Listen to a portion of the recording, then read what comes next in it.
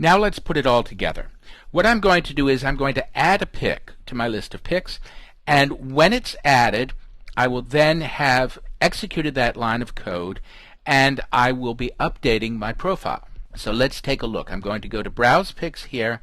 I'm going to go to the last page because I know that there's a listing on the last page that is not one of my picks. And now if I go to the last page of my picks, I should see that Whiteface Mountain is there. So I've executed that section of code, and let's go look at my profile and see, lo and behold, I just selected Whiteface Mountain on Main Street Picks. I can comment on it, I can say I like it, and I can find out more. So let's explore this a little bit. To find out more, what this is going to do is this is that action link. And here I have now on my main page, when I go to the app, it says your pick. This is Whiteface Mountain, and I will show you how this code is done. So I've gotten my pick shown up here when I go to one individual pick. Let me go back to the previous page, and if I go to Main Street Picks, this is the link to the app. So if I come here, and now I'm seeing the most popular pick. This has nothing to do with an individual pick that I have selected. And all of this is done in the routine that is generating this code. So let's look at this page and see how it happens. Here we are in index.php, which does the home page, and you can see we've looked at this code before in a stripped down version, but now I'm going to focus on what you just saw.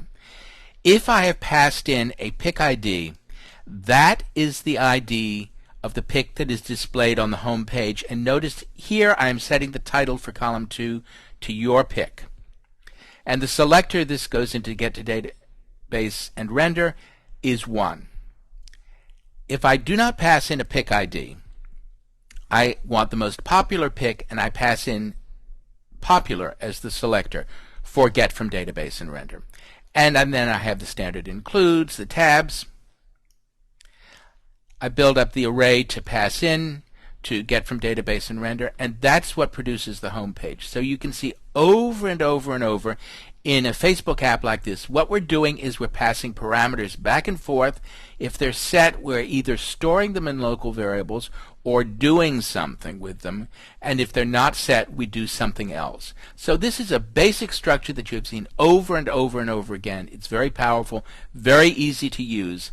And remember that what's happened is this structure of passing the pick in is coming from that template that I created with the action link that picks up the pick ID, which is a token, and puts it in to the action link, to the parameter to the action link that takes me to the app.